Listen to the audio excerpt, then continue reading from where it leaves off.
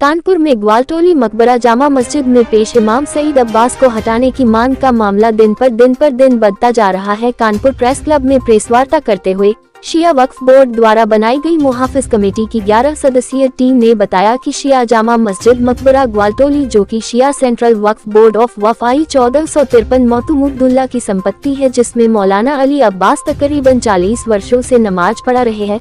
उनकी आयु 82 वर्ष हो चुकी है। उन्होंने अपने पुत्र को पेश इमाम बना दिया है, जिसकी वजह से इलाके के तमाम नमाजी उनके पीछे नमाज नहीं पढ़ना चाहते हैं। इसलिए पेश इमाम बदलने की बात की जा रही है और पेश इमाम बदलने की बात कर्नलगंज एसीपी और एडीसीपी के सामने भी हो चुकी है, मगर उसके बाद सईद अब्बास फिर पलट गए। वही आपको बता दें कि मस्जिद परिसर में मिला हुआ हैदरी हाल शिया कौम के पैसों से बना है, जिसे मकबरा निवासियों ने बनवाया है। हैदरी हाल के ऊपर तकरीबन 20 वर्षों से मकबरा के लोगों ने एक मदरसे की शुरुआत की थी। उसमें दीनी तामीम दी जाती थी, जो अली अब्बास के नेतृत्व में स्थापित किया गया था, जिसकी देखरेख का जिम्मा मौलाना अली अब्बास को दिया गया। कुछ दिनों तक मदरसा चला, उसके बाद मौलाना अली अब्बास ने मदरसा बंद करके अपने बच्चों को वहां पर स्थापित कर दिया। मौलाना शिया कौम के लोगों से हमेशा लड़ते झगड़ते रहते हैं, आपस में झगड़ा कराया करते हैं। मौलाना अली अब्बास ने जुमे की नमाज से पहले खुतबे में कभी दीनी खुतबा नहीं दिया, सिर्फ गिबत की बात की है। मौलाना के लड़के व पोते मस्जिद में नमाज अदा करने जाने वाले लोगों से झगड़ा गाली गलौज हमेशा करते हैं। मौलाना की हरकतों की खबर जब शिया सेंट्रल वक्फ बोर्ड उत्तर प्रदेश लखनऊ को हुई, तो उन्होंने मुहाफिज सोसाइटी को मस्जिद की कमेटी बनाकर नया मौलवी नियुक्त करने को कहा है। मौलाना की हरकतें सही नहीं है। वह छोटे बच्चों का इस्तेमाल करके पुलिस कमिश्नर कार्यालय भी गया ताकि उसको मस्जिद से हटाया न जाए। हमारी जिला प्रशासन से यह मांग है कि मस्जिद में नया मौलाना को नियुक्त करने की अनुमति दी जाए, जिससे कि माहौल खराब ना हो। एल जी, हमारा प्रेस कॉन्फ्रेंस का जो मेन मकसद है वो ये है कि जो मौलाना है हमारे मकबरा ग्वालटोली शिया जामा मस्जिद के, इनका आतंक अब हद से ज़्यादा बढ़ चुका है। अब हम लोग कई साल से पीड़ित हैं और न्याय के लिए हम लोग कई जगह पे गए, जिसमें से हम लोगों ने शिया सेंट्रल वक्फ बोर्ड से भी गुहार लगाई। तो शिया सेंट्रल वक्फ बोर्ड ने अभी 17 तारीख को ही हमारी कमेटी को मस्जिद और छोटी करबला की देखभाल के लिए ऑथराइज़ कर दिया है। और उसके बाद जब हम ये कब्ज़ा लेने के लिए, मस्जिद का चार्ज लेने के लिए जिला प्रशासन के पास गए, क्योंकि वो झगड़ालू किस्म के लोग हैं, हम उनसे झगड़ा नहीं कर सकते। लिहाजा जब हम लोग वहाँ गए तो जिला प्रशासन ने कहा ठीक है, आप थोड़ा-सा टाइम दीजिए। तो वो अपनी कार्रवाई कर रहे हैं और इस बीच में मौलाना कई छोटे-मोटे चैनलों के माध्यम से तमाम तरीके की खबरें फैला रहे हैं कि यहाँ पे कोई गाली नहीं दी जाती, आने-जाने वालों को टोका नहीं जाता। तो मैं आप सभी चैनल वालों के माध्यम से एक चीज़ तो ये पूछना चाहता हूँ पूरे देश की जनता से कि अगर कोई मौलाना या पंडित या पादरी झूठ बोलता है, लयमारी करता है, किसी तरीके के झगड़ों में इन्वॉल्व होता है, गाली बकता है, संपत्तियों को गस्ब करता है, यानी उन पे कब्जा करता है, तो क्या वो मंदिर, मस्जिद, गुरुद्वारा या आपका चर्च कहीं पर भी क्या इबादत कराने लायक है? अगर नहीं है तो फिर ये क्यों है यहाँ पर, ये सवाल है। और दूसरी चीज़ ये कि हमारी तरफ से कहा गया कि ये वहाँ पे गाली देते हैं। तो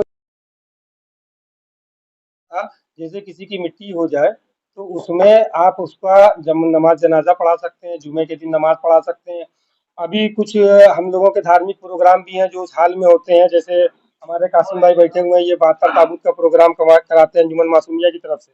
अभी इसी साल की बात है, जब अंजुमन मासूमिया वहां पर गई कब्जा लेने के लिए हाल में पुलिस प्रशासन के थ्रू, तो ये देखिए वहां पे किस तरीके से बदमाशी की गई। वहां पे हमारे एसओ साहब मौजूद थे, ये आप देख लीजिए, इसको शामिल कर लीजिए, ठीक है। उसके बाद अब कहने का मकसद ये है कि ये इस तरीके से खुलेआम गुंडई कर रहे हैं और धमका रहे हैं। अभी हमारे कासिम भाई के पास कल फोन किया सईद अब्बास, जो कि अपने आप को शिया जामा मस्जिद का पेश इमाम कहते हैं, शिया जामा मस्जिद ग्वालटोली का पेश इमाम कहते हैं।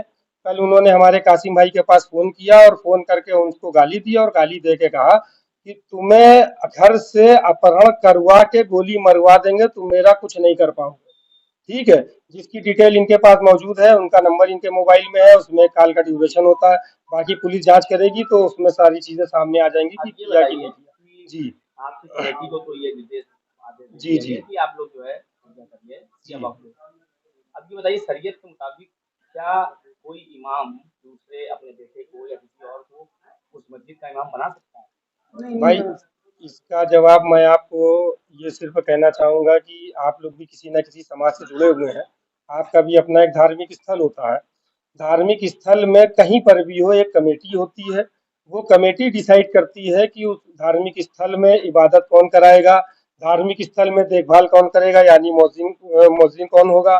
धार्मिक स्थल में अगर बिजली का कोई प्रॉब्लम है तो इलेक्ट्रीशियन कौन आएगा, ये कमेटी डिसाइड करती है। साफ सफाई के लिए किस आदमी को रखना है, ये कमेटी डिसाइड करती है। तो ये नया मौलाना अपॉइंट करने के राइट्स इनको कहाँ से आ गए? दूसरी चीज की ये, इनको जब ऑथराइजेशन दिया गया था 86-87 में, तो ना वो मुतवल्ली आज मौजूद है, ना वो कमेटी आज मौजूद है। क्या व्यवस्था बदलती है तो सिस्टम नहीं बदलता?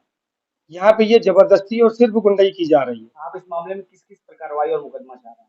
हम इसमें कोई मुकदमा नहीं चाह रहे हैं। हमारा प्रशासन से सिर्फ ये अनुरोध है कि हमें जो वक्फ बोर्ड से ऑर्डर दिया गया है, जो कि पूरी तरह से वैधानिक है, उसका इम्प्लीमेंशन कराया जाए, उस ऑर्डर को लागू कराया जाए और हमें मस्जिद में नमाज पढ़ने की अनुमति दी जाए। और रमजान महीना चल रहा है, इसमें जो भी तैयारियां होती हैं, हमें मौका मिले कि हम वो तैयारियां करा के मस्जिद में नमाज करा सकें।